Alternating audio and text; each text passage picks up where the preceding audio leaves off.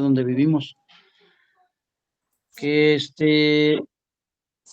vamos en procesión con el sacerdote, con los acompañantes, con un carro alegórico, con cohetes, porque vamos pues en representación de Cristo, de la Virgen de Guadalupe, siempre de alguna forma representando a la Iglesia Católica. Y nos han llegado a criticar los hermanos separados y nos dicen que por qué andamos paseando una mona y gastando tanto dinero en cohetes, en la pólvora, gastando pues en un dinero que deberíamos de ahorrar o regalárselo a personas necesitadas. Pero los hermanos separados seguramente no han leído la parte de el segundo libro de Samuel, que tenemos aquí a la mano, capítulo 6, versículo 15. ¿Samuel? Samuel. Segundo libro de Samuel, capítulo 6.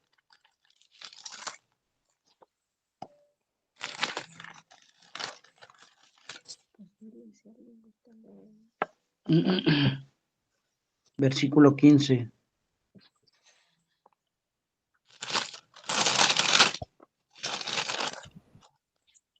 Dice, David y toda la gente de Israel subían el arca de Yahvé, entre clamores y toques de corneta. Palabra de Dios. Dice pues que esta era la forma en aquel tiempo de las procesiones. Tenemos también cuando Josué en el capítulo 6 también, ahí tenemos la lectura del primer versículo hasta el 16, cuando estaban a punto de llegar a la tierra prometida, cuando estaban a punto de recibir aquella tierra que le prometió Abraham a su descendencia. Vamos a darle una pequeña lectura ahí, si me das favor. Los habitantes de Jericó habían cerrado la ciudad y puesto sus cerrojos para que no entraran los israelitas. Nadie entraba ni salía, pero Yahvé dijo a Josué, te entregaré la ciudad, a su rey y a todos sus hombres de guerra. Para esto, ustedes tendrán que dar una vuelta a la ciudad cada día durante 6 días. 7 sacerdotes irán delante del arca tocando las 7 trompetas que sirven en el jubileo. El día 7º darán 7 vueltas y cuando suenen las trompetas, todo el pueblo subirá al ataque, dando su grito de guerra, y en ese momento se derrumbarán los muros de la ciudad y cada uno entrará por lo más directo. ¿Hasta cuándo? Estamos hasta el 16. Josué, hijo de Nun, llamó a los sacerdotes y les dijo, ustedes llevarán el arca de la alianza. 7 sacerdotes irán delante tocando trompetas de las que se usan en el jubileo. Luego Josué dijo al pueblo, ustedes darán la vuelta a la ciudad a la vanguardia del ejército. Precederá el arca de Yahvé. Cuando Josué terminó de hablar, los sacerdotes comenzaron a tocar las 7 trompetas que sirven para tocar la fiesta del jubileo y avanzaron delante del arca de Yahvé. La vanguardia del pueblo iba delante de los sacerdotes y el resto del pueblo tras del arca. Las trompetas resonaban por todas partes. Josué había dado esa orden. Ustedes no gritarán, ni darán voces, ni se oirá siquiera una palabra, hasta que llegue el día en que les diga, griten y den voces. Hasta el 16. Dale otros dos versículos, por favor. El arca de Yahvé dio ese día una vuelta alrededor de la ciudad, volviéndose todos al campamento, donde pasaron la noche. Al día siguiente, Josué se levantó de madrugada. Los sacerdotes tomaron el arca y los que tocaban las 7 trompetas pasaron otra vez delante del arca. Delante iba la vanguardia y detrás del arca los demás. Y otra vez sonaron las trompetas. ¿Hasta ahí? Hasta ahí, palabra de Dios. Ya la vamos. Aquí tenemos pues en las escrituras que desde la antigüedad ya se usaban las procesiones. Era una parte, pues, vamos a decir, muy importante esto que sucedió. Estaba siendo entregado en aquellos días, en aquellos momentos, aquella tierra prometida de la que le habló Dios a Abraham, que le dijo y le aseguró que no se le entregaría a él, sino a sus descendientes. Aquí estamos viendo pues cómo sus descendientes recibían aquella tierra que tenían que conquistar. No era pues que también iban nada más a llegar y tenerla, agarrarla, tomarla, sino que ya estaba habitada. Pero bueno, sería otra historia. Entonces aquí estamos viendo pues cómo las escrituras nos hablan y nos aclaran de las procesiones. Vamos a pasar a los profetas, a menos que alguien tenga un punto de vista, un comentario, disculpen. Pues también podríamos incluir el evento donde en el Evangelio de San Lucas se menciona que iban en procesión todos los años. Señor Muy bien. Jesús, la Sagrada Familia subían a la Pascua, ¿verdad? La fiesta de la Pascua todos los años, junto con todo el pueblo. Claro que sí. Nada más eso. ¿Tienes, hermano, la cita?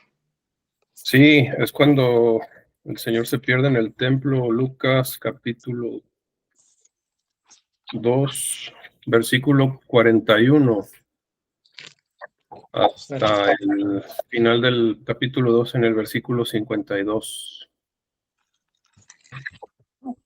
Los padres de Jesús iban todos los años a Jerusalén para la fiesta de la Pascua. Entonces era una tradición todos los años subir para la fiesta. Iba todo el pueblo en caravana, todas las familias. Claro que sí. Sería todo de mi parte, gracias. Sí, muy bien, hermanitos. Vamos a pasar a este tema de profetas. Esta partecita de profesiones fue poco. Profetas dice, ¿qué quiere decir profeta? Ser profeta quiere decir hablar en nombre de otra persona. En concreto, hablar en nombre de Dios. Su misión es denunciar el pecado y anunciar la salvación.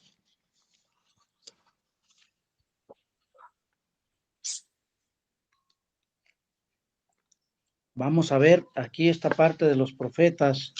Tenemos una cita con Jeremías 1 del 4 al 7. Le vamos a dar una pequeña lectura y unos poquitos versículos.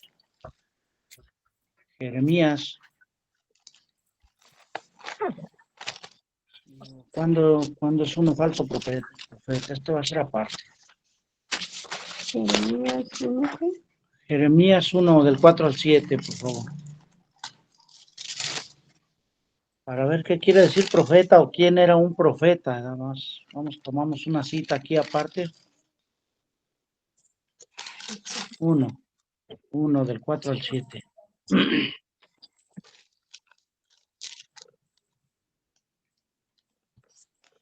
Entonces Yahvé dirigió su palabra. Antes de formarte en el seno de tu madre, ya te conocía. Antes de que tú nacieras, yo te consagré y te destiné a ser profeta de las naciones. Yo exclamé, ay Señor Yahvé, ¿cómo podría hablar yo que soy un muchacho? Y me contestó Yahvé, no me digas que eres un muchacho. Irás a donde quiera que te envíe y proclamarás todo lo que yo te mande. No les tengas miedo, porque estaré contigo para protegerte. Palabra de Yahvé. ¿Hasta cuál? hasta el 4. Sí, ya, ¿verdad? Pasó. Sí, pues incluimos esta cita, hermanos, para ver, pues, en realidad de los profetas, ya que todos estamos llamados, ¿verdad?, a ser, profetas y reyes, sacerdotes y reyes.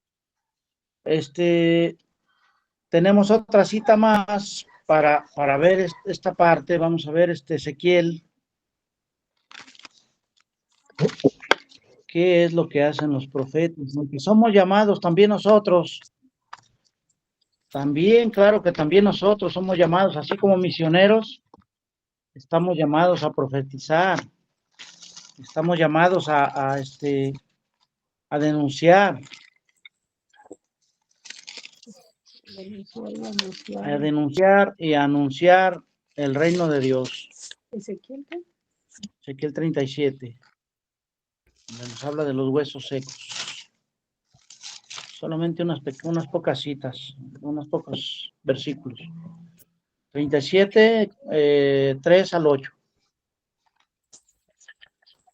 Yahvé me preguntó, ¿piensas que podrán revivir estos huesos? Yo le contesté, Señor, Yahvé, tú solo lo sabes.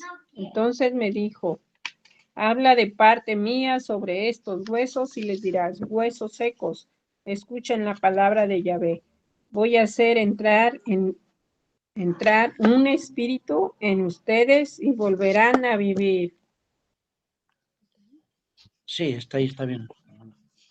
Esta parte, pues yo la comparo como con lo que hacemos nosotros, con aquellas personas que llegamos a encontrar personas que no saben nada de la palabra de Dios. Nos ha pasado en varias ocasiones. Por ejemplo, en los grupos que visitamos, en los anexos, donde hay personitas que tristemente jamás se han acercado a la palabra de Dios, al templo, a nada. Están, abandonados a la nada. Entonces, esta parte yo la comparo, esta de los huesos secos de Ezequiel, con que si nosotros les llevamos la palabra de Dios, es como si estuviéramos profetizando para que ellos conozcan y se abra en ellos una mentalidad de un Dios que no conocen, para que tengan vida. O sea, los miro yo como si fueran los huesos secos, aquellos a los que le profetizó Ezequiel. Así miro yo todas aquellas personas que de plano no saben nada, no conocen. Nosotros les hemos llegado a preguntar, hay personas que ni siquiera están bautizados, no conocen nada de la doctrina, no saben nada de la misa. Entonces, aquí en esta parte yo llego a comparar, es mi forma de ver, ¿verdad? Claro, es mi punto de vista, como si fueran aquellos huesos secos y a los cuales a nosotros nos manda, claro que yo no me comparo con un profeta, pero ni un cabello, ¿verdad? Pero con aquello poquito que nosotros aprendemos, gracias al grupo, gracias a Dios, entonces lo compartimos con aquellas personas y se les empieza a ver otro semblante, empiezan a hablar ya de Dios, empiezan a hacer preguntas. Es como nos lo refiere la Escritura, ¿verdad? Que dice Dios, yo les pondré nervios y carne a esos huesos secos y volverán a vivir. Aunque aún ya viviendo, todavía les falta el espíritu. Ese se los va a dar Dios. Así es una forma de mirar esta cita, hermano, ya que estamos hablando de los profetas, ¿verdad? A ver si alguien tiene un punto de vista, una forma de mirarlo, que nos comente. Yo podría agregar que recordando el curso de Historia de la Salvación, Ezequiel profetizó estando en el destierro el pueblo de Israel disperso, en un país extranjero, ellos una nación oprimida, controlada. Entonces esos huesos secos era esta gente que estaba ya sin un culto, sin su templo. Y después de estas prédicas de Ezequiel, entonces comenzaron a surgir brotar las semillas de la palabra de Dios años más adelante, con Nehemías y Esdras. El pueblo regresa a su tierra, ¿verdad? El rey Ciro permite que el pueblo regrese. Muy bien, hermano. ¿Alguien más, hermanitos?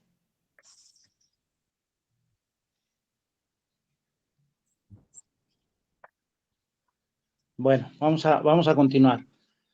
Dice aquí el libro que nos va guiando, ¿cuándo es uno falso profeta? Uno es falso profeta cuando habla por su cuenta,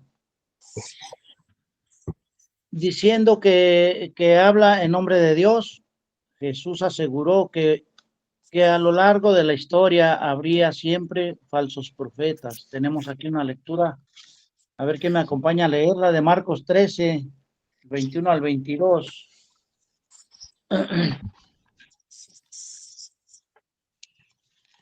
Esta parte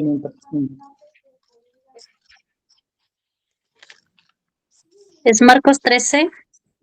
Sí, Marcos 13, del 21 al 22, hermana.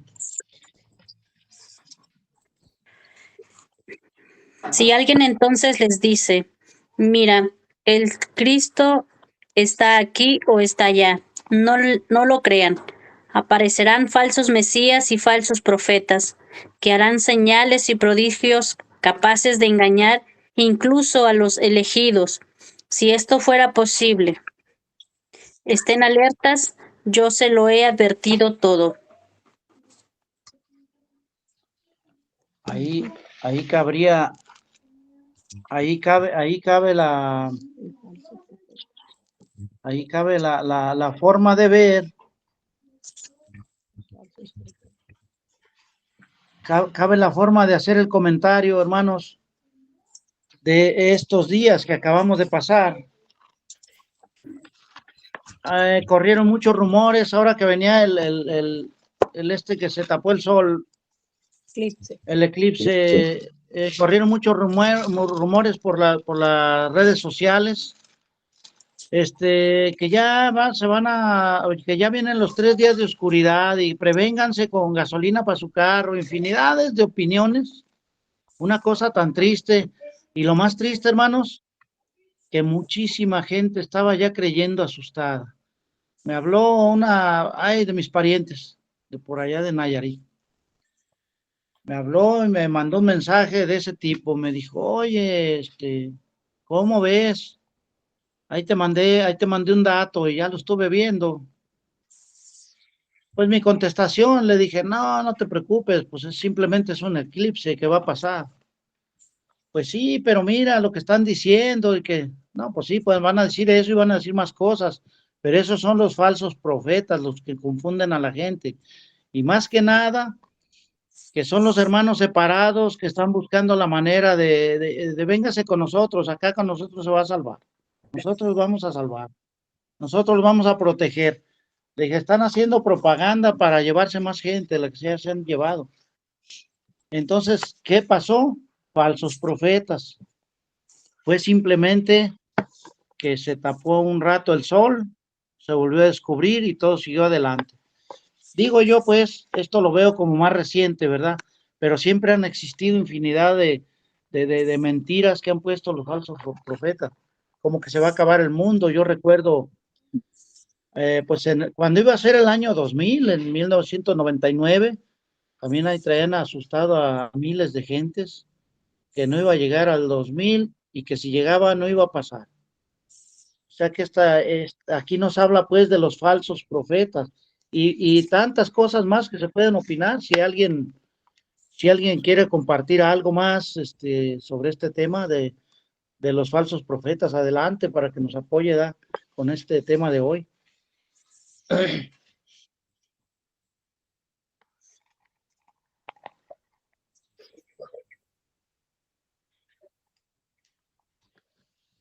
Pues nada más recordarles a las personitas que se crean estas historias, que nadie sabe el día ni la hora. Y nosotros ya sabemos el día y la hora de los eclipses, entonces ahí no va a ser. Ahí no va a ser. Va a ser cuando sí, no así sepa. es, fue lo que yo les comentaba para allá. Les digo, miren, en las escrituras dijo Jesucristo, cuando le preguntaron del fin del mundo, dijo, una cosa sí dijo, habrá señales. Entonces, a nosotros nos corresponde conocer aquellas señales, hay que informarnos, hay que leer las escrituras. Con lo que respecta al fin del mundo, dijo Jesús, nadie lo sabe, ni siquiera el Hijo, solamente el Padre. Entonces no hay de qué asustarnos, no hay de qué temer. Y ya parece que llegó la tranquilidad con mis parientes. Ya se pusieron alegres y dijeron, ay, mira, qué bueno, es que no pasa nada, simplemente es un eclipse. Y así llega a pasar con los falsos profetas. Dice, actualmente, ¿quiénes son los falsos profetas? Son Aquí tiene un comentario. A ver. Sí, es que levanté mi manita para Sí. no interrumpir. Bueno, una característica de los profetas es que un profeta anuncia y denuncia. Siempre. Un profeta va a anunciar, denunciar lo que está mal y anunciar la buena nueva. Entonces, hablando pues de los pastores falsos, los profetas falsos, regularmente, ¿qué es lo que dicen en una característica que reflejan nuestros hermanos separados? Es que ellos regularmente todo lo ven bonito, todo lo hablan bonito. Entonces, no denuncian lo que está mal. Siempre andan hablando de cosas hermosas, que Dios es bueno, que alégrate y aleluya y todo ese tipo de cosas. Entonces, ellos siempre andan pues dando como a conocer nada más lo bueno, lo bonito, ¿no? Y lo que Dios de alguna manera pues nos proporciona. Pero de denunciar lo que está mal, de decir corrige esto, corrige lo otro, pues regularmente casi no se refleja en ellos. Entonces, esta es una característica que nosotros nos podemos percatar de los falsos profetas. Si nosotros nos acercamos a un pastor, yo tengo un tío que en su tiempo fue pastor, pues todo hablaba de cosas de puro amor y demás, pero no daba a conocer, sí, aquellas conductas y acciones que pues reflejaban injusticias, reflejaban pues no congruentes con la palabra de Dios. Entonces, esta es una de las características del profeta. Un profeta verdadero va a denunciar y anunciar. Pare de sufrir. Bueno, dice, actualmente, ¿quiénes son falsos profetas? Los falsos profetas son los fundadores de los grupos proselitistas, pues actuaron en contra de la voluntad de Cristo, que fundó una sola iglesia y no autorizó a nadie a fundar otra iglesia. Vamos a ver esta partecita, esta cita bíblica en Gálatas 1:8. Pero aunque viniéramos nosotros o viniera algún ángel del cielo para anunciarles el evangelio de otra manera que lo hemos anunciado, sea maldito. Hasta ahí está bien. Está ahí. Aquí nos lo está diciendo, ¿verdad? En Gálatas 1:8 nos lo está diciendo San Pablo. Claramente, sea maldito el que venga a hacer otro tipo de anuncios, como están anunciados y escritos en la Biblia. Entonces, era lo que yo les comentaba, pues, a mis parientes. Debemos de informarnos, debemos de leer, hay que estar en oración. Es que, tristemente, pues sí, son mis parientes y todo, pero tristemente no muchos se acercan. No muchos se acercan. Nosotros, como un comentario, ¿verdad? Pues, como un comentario, estuvimos por allá unos días, ya vamos a hablar, va a ser un añito, y pues les estuvimos diciendo cómo va el rosario. Les estuvimos haciendo practicar el rosario. Ya duramos 2 días. Yo casi creo que no lo están haciendo. No me he atrevido a preguntarles, ¿verdad? Pero yo casi creo que no lo están rezando. Se les olvidó o no le agarraron. No sé, qué triste ver, pues, que hay familias enteras que no conocen ni la forma como orar. Entonces, yo sé que sí oran de a su manera, pero así rezos que dijeran, ahora vamos a hacer el rosario, ahora vamos a hacer esta oración, nos vamos a reunir. No, ¿verdad? Entonces, la Biblia menos. Y es triste, pues, porque esto está por muchos lugares. Aquí mismo, entre la familia de nosotros. Nosotros, aquí, este matrimonio que ustedes conocen, nosotros, mi esposa y yo, pues nos metemos a nuestra capacidad, ¿verdad? Estudiar la Biblia, las Escrituras, vamos a misa, todo. Y se nos ha puesto tan complicado jalar a la familia. Aquí mismo donde estamos reunidos no se nos acerca. Se apartan, pues, no los hemos invitado y es una pena. Qué bonito sería, ¿verdad? Ya tener los apostolines preparados y alguien de la familia que se acercara, que cuando menos saludara aquí, que diera la cara en la pantalla, hola o algo. Pues no, hermanos, está triste. Lo digo con pena y con tristeza, pero es la realidad. Nadie es profeta en su propia tierra. Vamos a pasar, hermanos, a la siguiente tema que se llama la prostituta, donde le levantan el falso tremendo a la Iglesia Católica, ¿verdad? Dice, ¿es cierto que la Iglesia Católica es la prostituta o la ramera? La que de la que habla el libro del Apocalipsis, pues dice aquí, no es cierto. Cuando el Apocalipsis habla de la prostituta, se refiere al Imperio Romano, que practicaba la idolatría y perseguía a la Iglesia de Cristo. Esto lo tenemos aquí, me marca en el Apocalipsis, pero se trata, a lo mejor yo estoy confundido, hermanos, pero aquí estoy viendo que nos está marcando capítulo 17 hasta el capítulo 19. Sí. Nos vamos a echar una buena lectura ahí. Es que Tenemos entonces, todos los sí, ¿verdad? capítulos de la prostituta, de la bestia, de la ciudad, de los mártires, de todo eso viene. Sí, viene todo ¿cómo se puede decir? Toda la historia. Sí, nada más que en imágenes difíciles de entender, ¿verdad? Por eso. Claro que sí, sí está difícil de entender. Aquí tenemos una lectura que nos dice que es Apocalipsis 17:12. Y vamos a darle una leída. ¿Lo tienes? Los 10 cuernos son 10 reyes que todavía no han recibido el poder, pero lo han de tener una hora junto a la bestia. Eso dice. Entonces, en esta parte, yo por mi parte, casi el libro del Apocalipsis no lo he estudiado porque me falta quien me guíe. Sinceramente, yo no he estado muy al pendiente de este libro porque me falta quien me guíe. Yo no lo entiendo. No hay muchas partes que no entiendo, no alcanzo a distinguir. Pero en cambio, vamos a darle una leída a la segunda carta de los Corintios, capítulo 11, del 1 en adelante, una pequeña leída, a ver qué nos habla ahí de quién era la famosa iglesia, la famosa prostituta.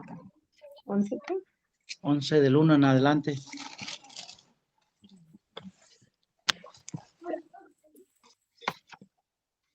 Ojalá me aguantaran ustedes unas pocas tonterías, pero ya están dispuestos. Fíjense que estoy celoso de ustedes y son celos de Dios, pues los he comprometido con Cristo, el único esposo, pensando presentárselos como una virgen pura.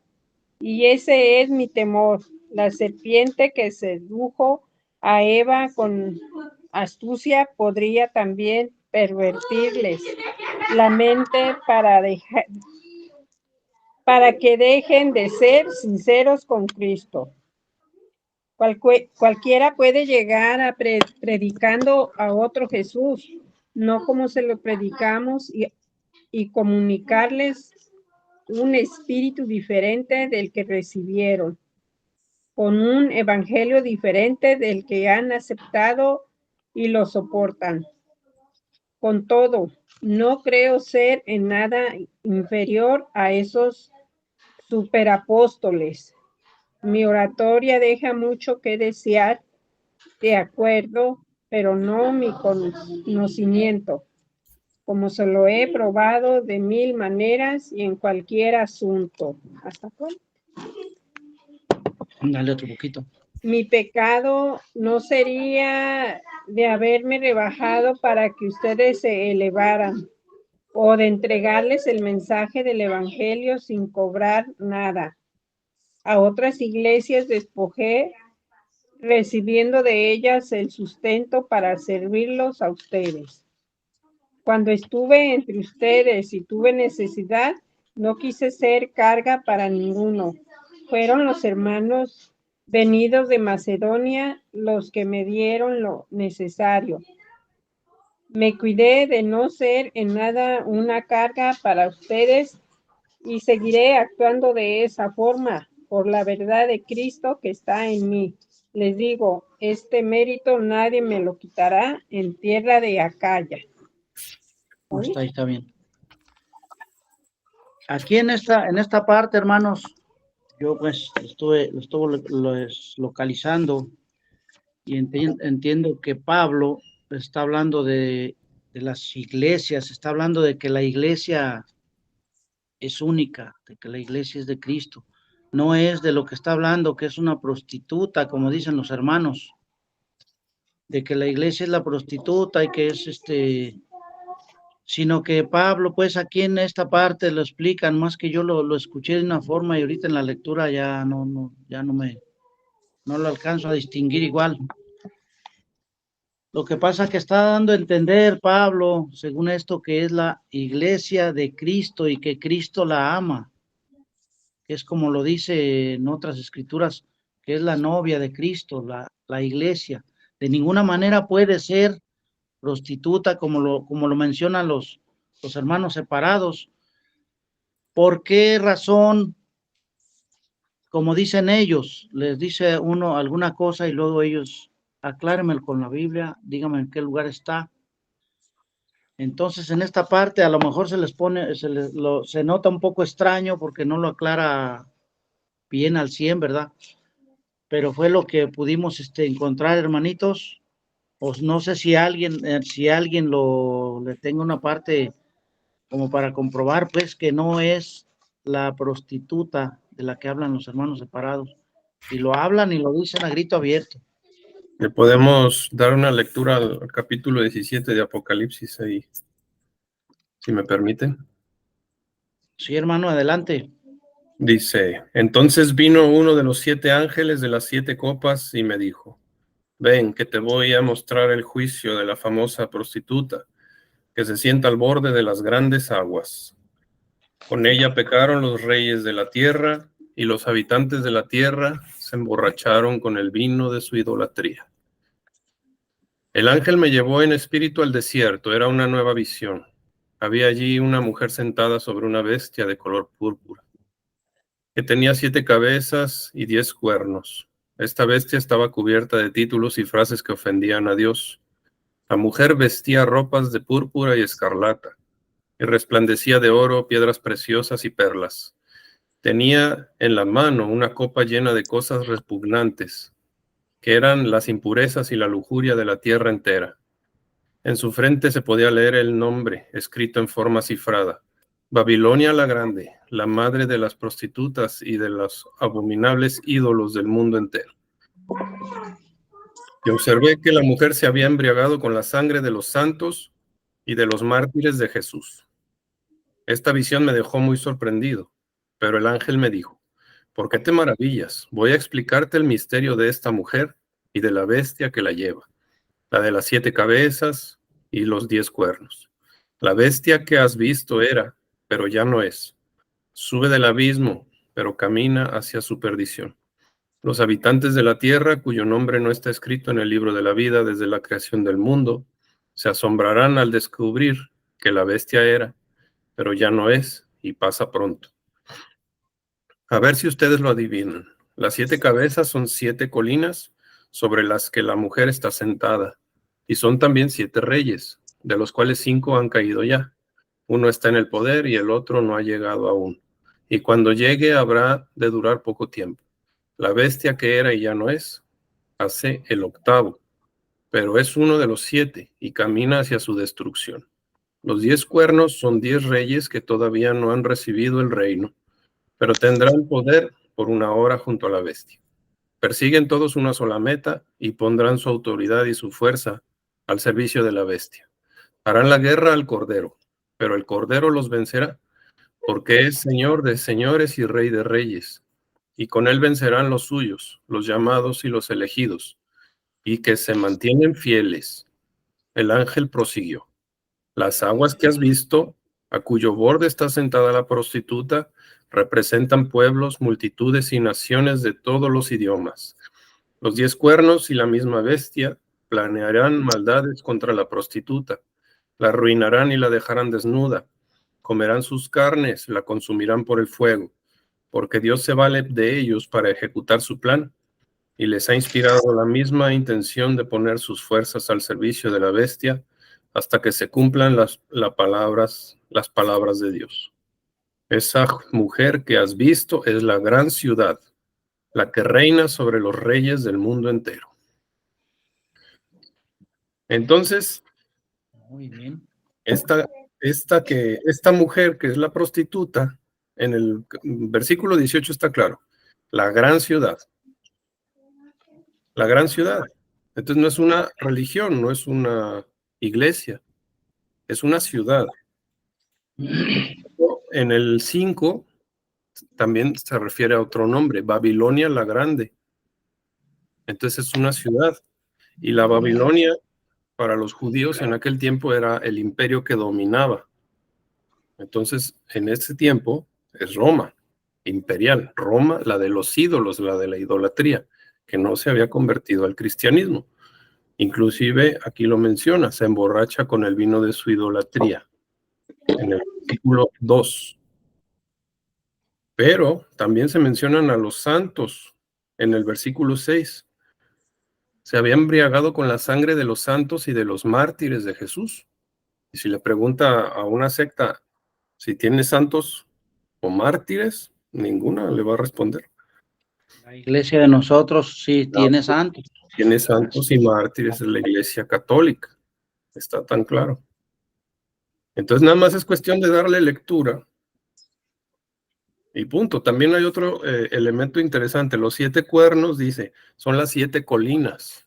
Las 7 colinas efectivamente están en Roma. El problema es que si usted mira el mapa, están las 7 colinas de un lado y de este lado está un río que se llama el Tíber. Y cruzando el Tíber está el Vaticano. No está dentro de las 7 colinas. Entonces esa Roma... Bien, felicidades.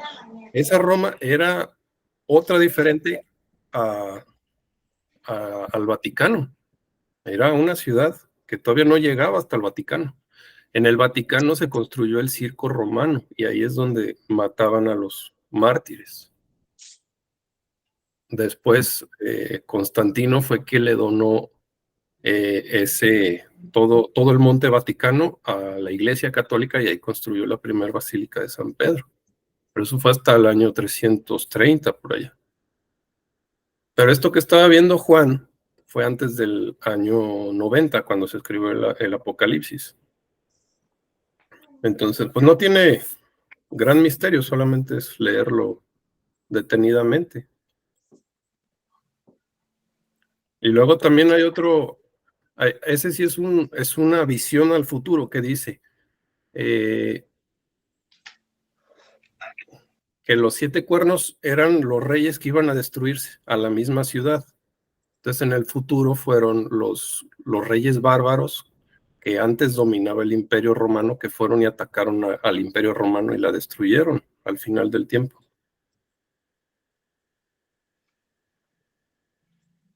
Pues es todo, hermanos.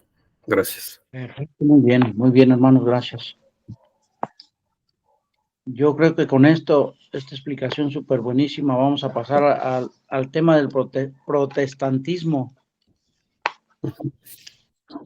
Viene a ser a lo mismo con lo que estamos luchando. Dice aquí, ¿quién fundó el protestantismo? Martín Lutero formó el protestantismo al rebelarse contra el Papa en el año 1517. ¿Cuál es la diferencia fundamental entre la Iglesia Católica y el protestantismo? Pues la diferencia fundamental entre la Iglesia Católica y el protestantismo es la siguiente. La Iglesia Católica conoce como norma de fe la Biblia y la tradición apostólica, interpretadas auténticamente por el magisterio de la Iglesia, mientras el protestantismo acepta como norma de fe solamente la Biblia, interpretada personalmente. O sea que ellos teníamos pues nosotros este tema ayer en el tema que tuvimos de lunes, por ahí como que la hermanita que dio el tema se atrancó 2 o 3 ocasiones, pero luego salimos así como pasó ahorita conmigo también en esta parte. Igual, como estamos en grupo, estamos estudiando, estamos aprendiendo y compartiendo la palabra de Dios, salimos rápido para salir adelante con explicaciones, lecturas y todo salió bien. Entonces les comentaba yo ahí en el grupo porque pues ya nos llegaron otras 2 personitas, ¿verdad? Que por primera vez se acercaron y les explicaba yo, miren, esto que pasó ahorita nos sucede a todos, somos humanos, no somos perfectos y no somos tampoco unas grandes eminencias para conocedores de la Biblia.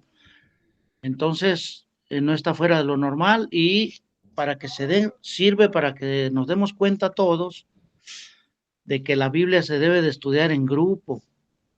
Porque cuando la Biblia se estudia individualmente, puede caer en errores. Pueden suceder muchas cosas que no deben de ser, y aquí nos lo está diciendo este libro. Eso que pasó ayer sin querer, está escrito aquí. Aquí lo estamos leyendo.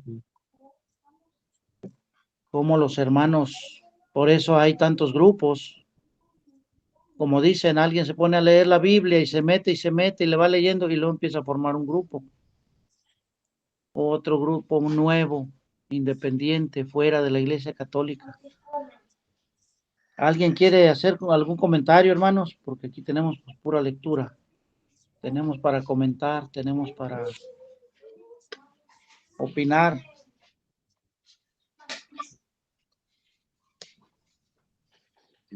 Bueno, dice, ¿cuál es la consecuencia más grave de esta posición protestante? La consecuencia más grave de la multiplicación de los grupos proselitistas, puesto que cada uno quiere interpretar la Biblia a su modo. Hace unos añitos oí hablar de que eran los grupos proselitistas que van creciendo siempre, van apareciendo más. Yo oí hablar que había como unos 30,000 grupos. Alguien que conocía de esto de Estados Unidos. Yo dije, ¿cómo que 30,000? ¿Sí será posible eso? Yo creo que ahorita ya son más de 100,000, hermano. Híjoles, qué triste. Nomás para contarlo son muchos, mucho menos. Decir que llevar un registro del nombre de cada grupo. Pues por ejemplo, en Estados Unidos sí los llevan la estadística porque allá Tienen que incluso, llevar un registro, pues, ¿verdad? Supongo. sí, porque, bueno, el año pasado estaban comentando que había un gran problema para los pastores porque estaban usando a los grupitos de sectas para lavar dinero. del narcotráfico. Entonces comenzó el gobierno de Estados Unidos a meterles presión para que dieran cuentas del dinero que estaban recibiendo.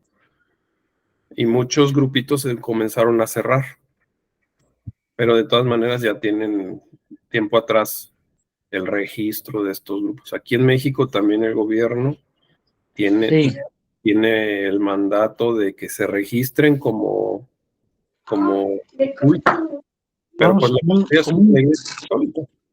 Casi no hay de como los protestantes.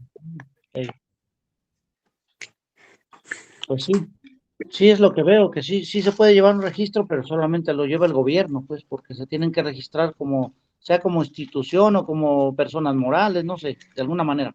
O ministros Pero, también. ajá, De hecho, pues, que hace una semana que les mandé un en el enlace donde menciona que el padre Cotas, pues acaba de fundar un grupo proselitista, ¿no?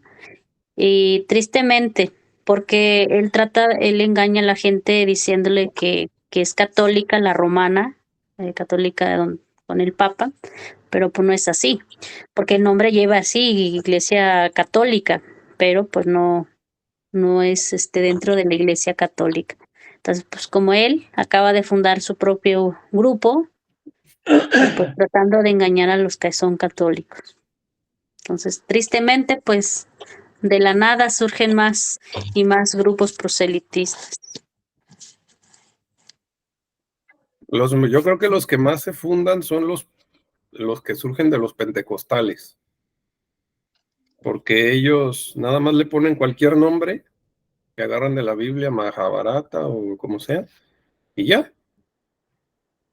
O agarran una cita bíblica y ya es otro grupo, y otro grupo, y otro grupo, pero son más bien de los pentecostales. Porque sí, los bautistas todavía sí fundan muchos, pero como que todavía permanece su jerarquía, ¿no? Su organización. Y los demás también, los mormones, los adventistas, los testigos de Jehová, todos pertenecen a una sola organización. Pero estos pentecostales empiezan a fundar sus grupitos en sus cocheras, en un salón, donde sea. sí, Y porque acá por este rumbo donde vivimos, rumbo hacia el Salto, hay una colonia que se llama ¿cómo se llama? ¿Dónde está la clínica? La Azucena. Ahí en la Azucena está un tejabancito donde hay un amigo que les está dando pláticas de Biblia. Y pues allí están empezando, como que les está dando pláticas de Biblia y pláticas de Biblia, y yo me he puesto la tarea de ir a visitarlos, pero ya no le atino qué día se juntan. No me acuerdo si es miércoles o jueves o martes, no doy. Ya he estado yendo y eh, no sé, no tengo así una forma, porque luego digo, a lo mejor vamos a discutir, pero quiero llegar y pues empezar a escuchar así varios días, y yo creo que en la primera vamos a empezar a ver que no. Pero bueno, no he tenido el tiempo últimamente, a ver si más adelante. parece que hay que Entonces, ser astutos, dice el Señor. ¿andé? Hay que Hay ser que ser astutos. astutos, Sí, astutos como así. serpientes y ágiles como palomas. Sí, a ver si más adelante se da esto. ¿Quieren que pasemos al grupo del purgatorio, hermanos? Yo creo A la que, pues está última algo del purgatorio. extenso, pero sí. Adelante, hermano. Dice, ¿qué entendemos por purgatorio? Por purgatorio se entiende un estado intermedio en purificación entre la muerte y la gloria. No es un estado definitivo como el infierno o la gloria. Los que mueren en gracia de Dios, pero no están completamente purificados ante, antes de llegar a la gloria, tienen la oportunidad de purificarse mediante el sufrimiento.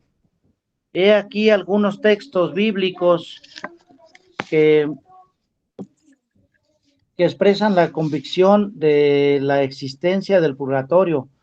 la tradición los aclara mejor y presenta la existencia del purgatorio como verdad de fe. Fíjense que hace poquito, yendo a darles pláticas de Biblia a un grupo de anexo, por ahí hay como un hermanito, no le hemos preguntado ni siquiera de dónde es, pero parece testigo de Jehová, parece cristiano, pero como no le hacemos mucho caso porque luego no platica mucho, luego se calma. Entonces estábamos platicando y mencionamos el purgatorio en nuestro tema, y él ya levantó la Biblia, porque tienen Biblias de los hermanos, de los cristianos, levantó la Biblia y ya dice, a ver, hermanito, aquí hay una cosa, es que la palabra purgatorio no está en la Biblia. Sí, sí es cierto que no está en la Biblia. Y luego ya otro señor que es católico también hizo el comentario, dice, bueno, oiga, mire, aquí vienen unos señores a visitarnos y nos dan Biblia, pero no son católicos. Dice, yo no sé ni de qué son, pero ellos vienen y nos dicen que no existe el purgatorio, que eso no es cierto. Entonces ustedes vienen y nos platican que sí lo hay, dice, entonces aquí, ¿qué vamos a hacer? Le dije, no, pues hay que aclararlo, hermano. Aquí se puede aclarar, pero ese sería otro tema, entonces lo dejamos pendiente para la siguiente, reunión. ¿Qué le parece, hermanito, si lo dejamos pendiente para la siguiente reunión y también al hermanito que es de hermano separado? También le dijimos lo mismo, hermanito, ¿cómo ves si lo dejamos pendiente? No existe la palabra purgatorio en la Biblia, estamos en un acuerdo, pero vamos a ver cómo se maneja acá con nosotros los católicos, cómo se maneja y en dónde está. Debe de haber una forma de aclararlo, lo compartimos, lo aclaramos y le damos para adelante. Entonces sí se nos dio, fuimos enseguida fuimos y vimos este tema, y algunos se convencieron, otros lo conocieron, y así pues fuimos compartiendo esta parte. Entonces aquí tenemos una parte para leer que es de Mateo 12:32. Podemos leer hasta el 37. El que insulte al Hijo del Hombre podrá ser perdonado. En cambio, el que insulte al Espíritu Santo no será perdonado, ni en este mundo ni en el otro. Si se planta un árbol bueno, su fruto será bueno. Si se planta un árbol malo, su fruto será malo, pues el árbol se conoce por sus frutos. Raza de víboras, ¿cómo pueden hablar cosas buenas siendo malos? Puesto que la boca habla de lo que está lleno el corazón. El hombre bueno saca cosas buenas del tesoro que tiene adentro, y el que es malo, de su fondo malo, saca cosas malas. Yo les digo que en el día del juicio los hombres tendrán que dar cuentas hasta de las palabras ociosas que hayan dicho. Por sus palabras serán declarados justos, o por lo que digan vendrá tu condenación. Palabra del Señor. Gloria a ti, Señor. Aquí pues tenemos una lectura de las escrituras, ¿verdad? En Mateo, que nos está hablando que es una ofensa al Espíritu Santo. ¿Qué es una ofensa al Espíritu Santo? Yo supongo que son varias. Una de las ofensas graves que puede existir para ofender al Espíritu Santo, pues es el no creer en la Eucaristía.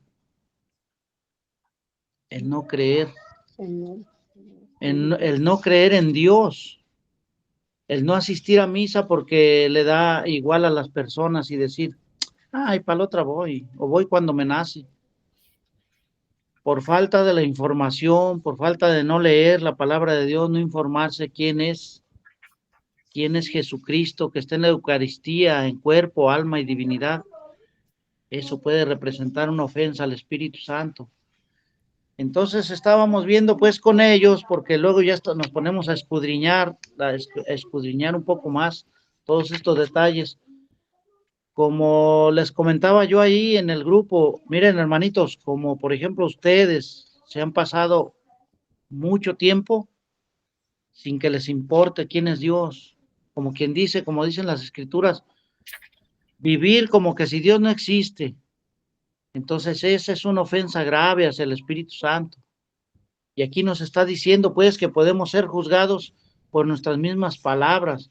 Nuestras mismas palabras nos pueden salvar, igual como nuestras mismas palabras nos pueden llevar a la condenación. ¿Qué quiere decir esto? Que nuestras palabras, pues el comportamiento, como vivimos, como nos manejamos, ¿verdad? Entonces,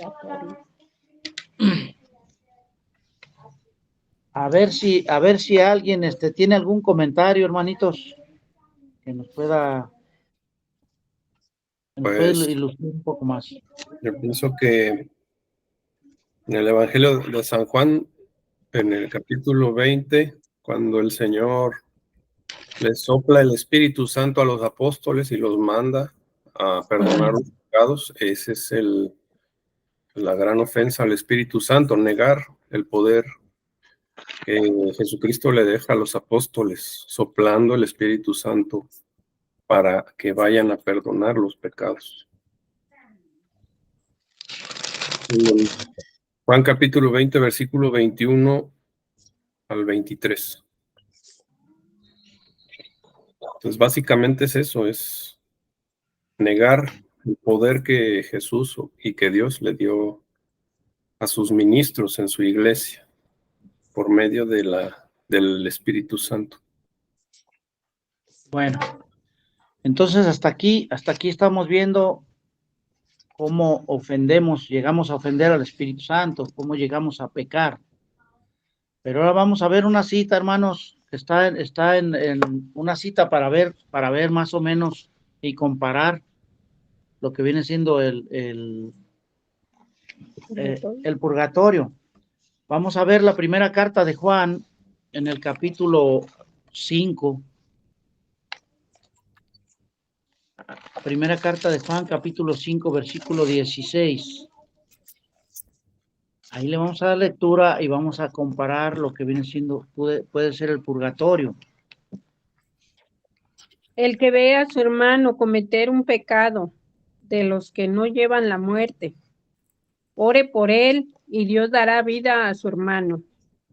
Hablo, por supuesto, del pecado que no lleva a la muerte, porque también hay pecado de muerte. Por esos pecadores no pido oración. Toda maldad es pecado, pero no es pecado que lleva a la muerte. Sabemos que los hijos nacidos de Dios no pecan, pues un hijo de Dios se cuida a sí mismo, y el maligno no puede nada contra él. Sí, hasta ahí está bien. Si se fijan, hermanos, aquí está hablando Pablo, perdón, Juan. Aquí está hablando Juan de un pecado del que no lleva a la muerte, o sea que no es un pecado mortal, pero también está hablando enseguida del pecado mortal que sí lleva a la muerte. Dice ahí, cuando se está hablando de un pecado del que no lleva a la muerte, uno de sus hermanos, ¿verdad?, que está cometiendo, cuando vean un hermano que está cometiendo un pecado de los que no llevan a la muerte, ore por él y Dios le perdonará. Aquí en esta parte estamos viendo que hay un intermedio, hay el pecado de muerte y el pecado que no lleva a la muerte. Entonces se puede considerar que es una de las partes, porque está diciendo, también nos está hablando de orar por esa persona, de orar por esa alma. Entonces aquí podemos comparar muy bien el purgatorio, cómo purgar, cómo pagar aquella deuda. O a ver alguien que nos ilustre un poco más. ¿O qué le entendimos a esta lectura?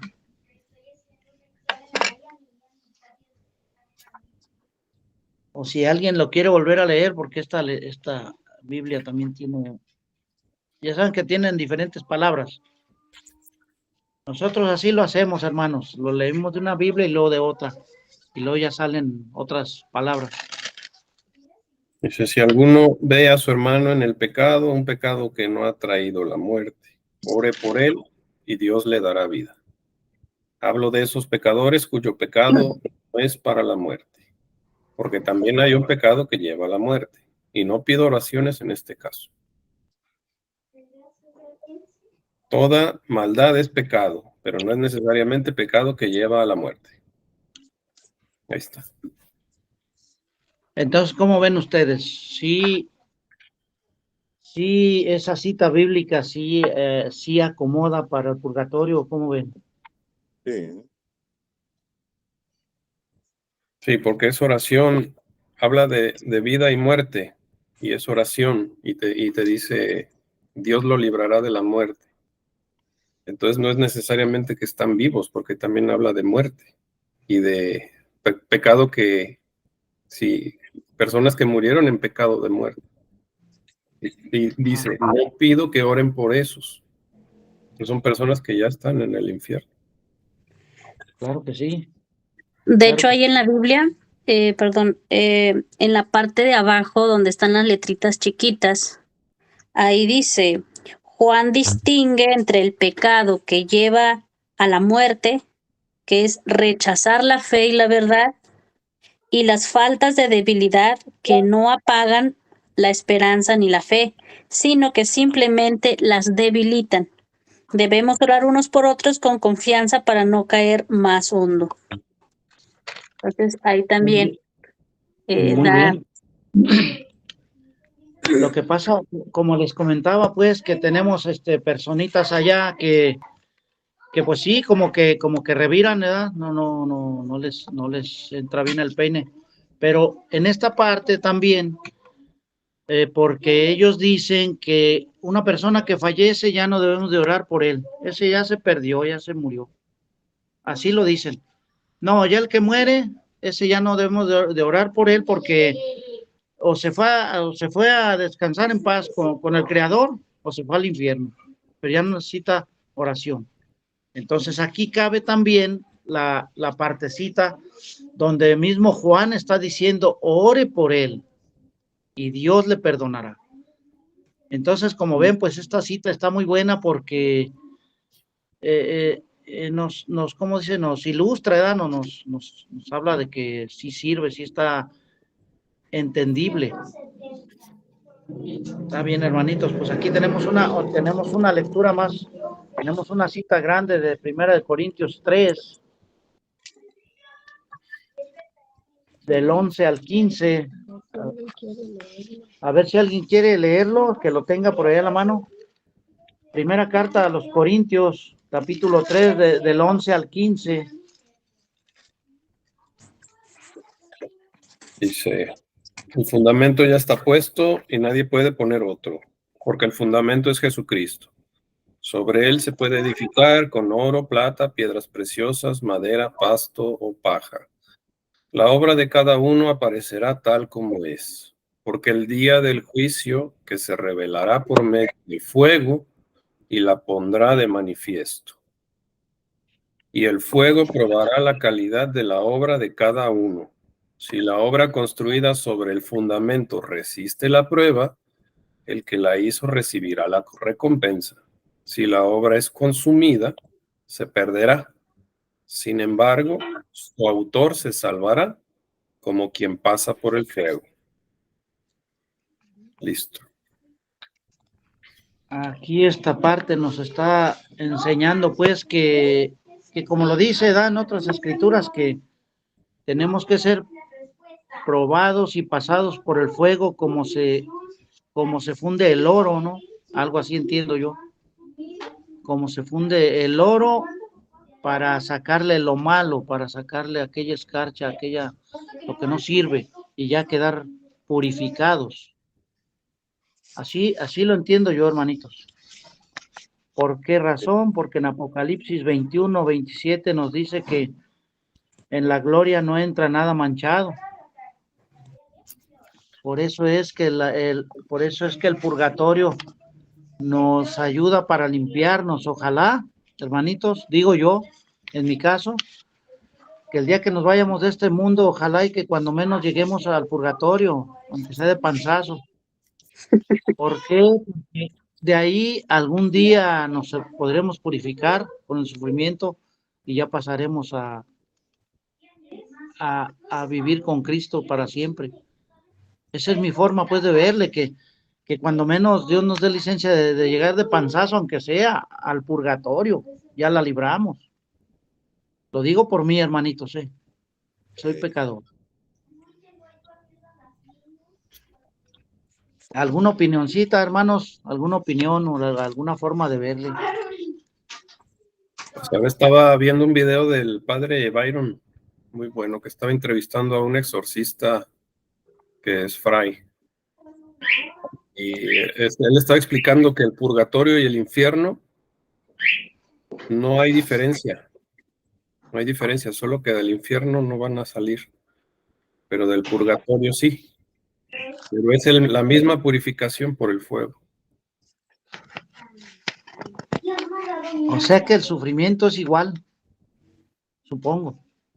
Sí, como dice aquí la lectura, si tu obra soporta el fuego, entonces se salvará. Ajá, sí. Si no la soporta, ahí se queda.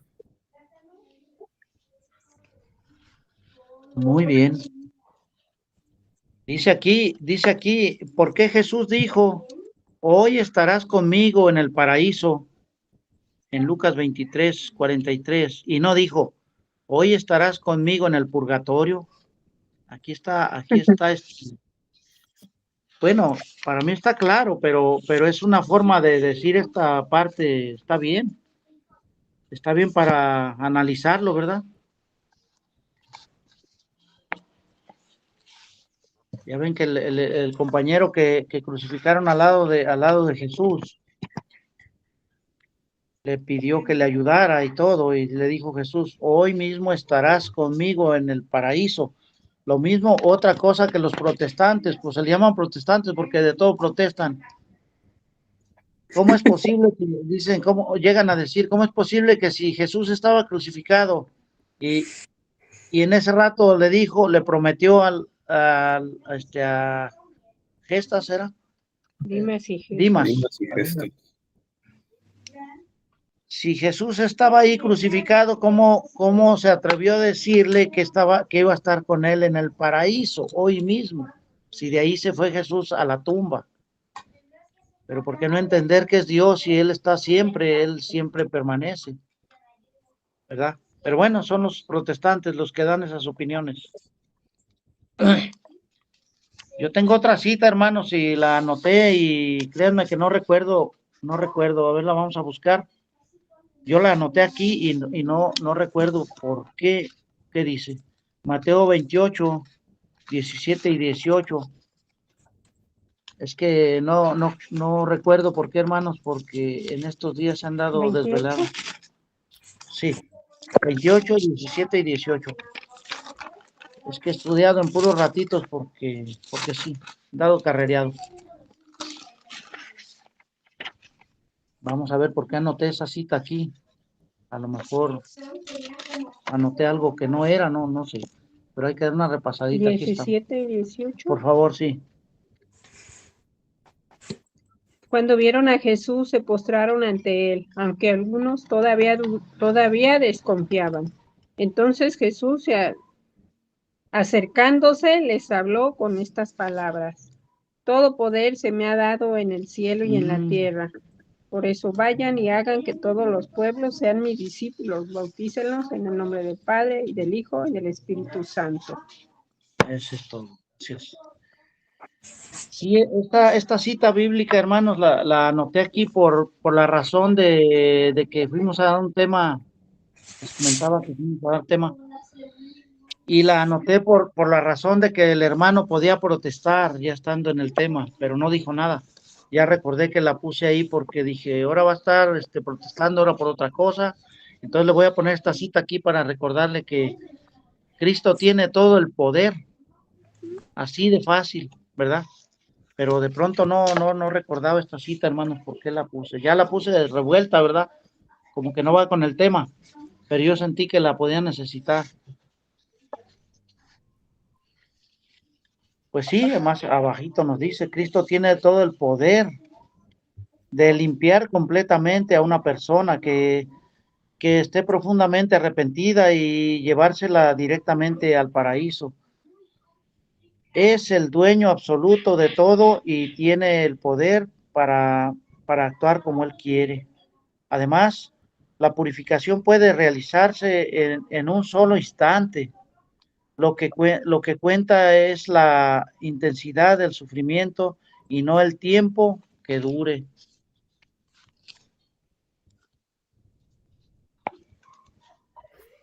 Que son dos situaciones. Cuando uno va y se confiesa, se le perdona la condenación eterna, pero falta purificarse. Es la purificación de la condena temporal la que hace falta. Pues ya sea que se purifique en la tierra por medio del sufrimiento o en el purgatorio.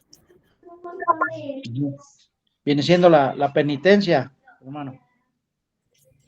¿Verdad? La penitencia. Pues falta la purificación.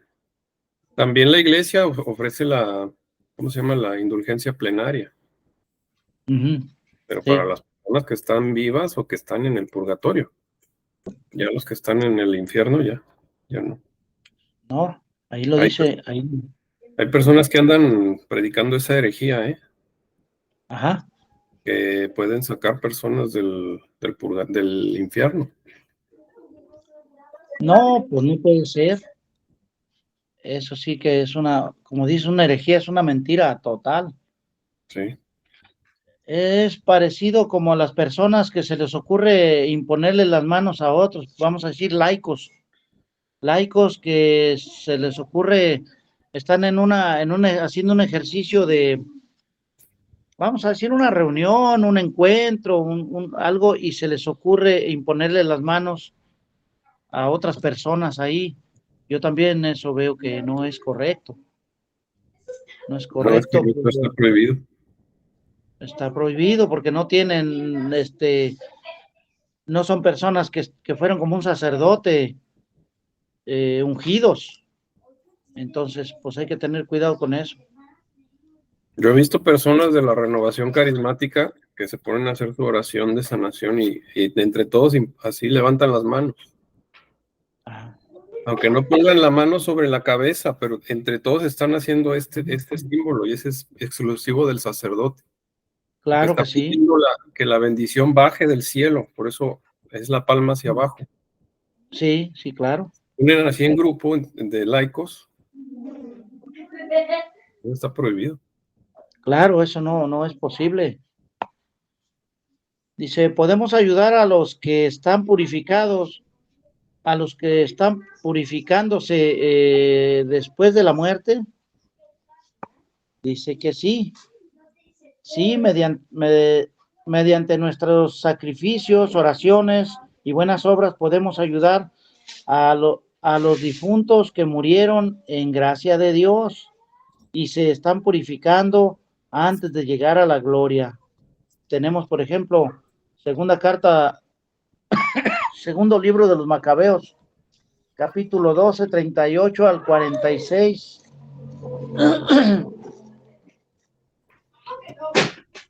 Esta hay que grabársela. Más 46, perdón. Esta hay que grabársela porque ahí está la indulgencia plenaria. Sí. Los separados no tienen estos libros en su Biblia, pero por lo menos para el católico fortalecerle la fe. Sí, sí, ellos no tienen estos libros. Segundo libro de Macabeos. Segundo libro de Macabeos 12, 46 nada más.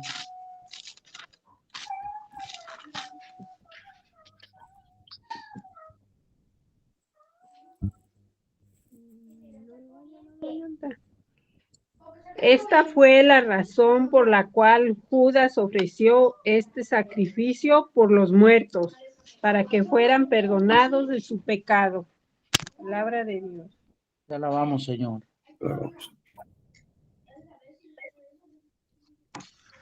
Dicen pues que en aquella época fue cuando empezó esto de hacer oración por los difuntos, ¿verdad? Al menos así está escrito. Que No. Judas Macabeo fue el que empezó a hacer esta parte de orar por sus difuntos. Ya había desde vestigios de las oraciones por los difuntos, ya había desde el libro de Crónicas o de Reyes. El de Muy bien. Macabeos es como 100 años antes de Cristo, es muy reciente. O sea, Sí. es una doctrina que se ha manejado desde 1200 años antes de Cristo a la fecha. Muy bien. Muy bien, hermanitos. Yo creo que con esta partecita damos por terminada esta reunión de hoy, hermanos. Como ven, hay algo más, una sugerencia, chicles, chocolates, un dolor de rodillas, algo. Está bien. Muy bien. Gracias, hermano.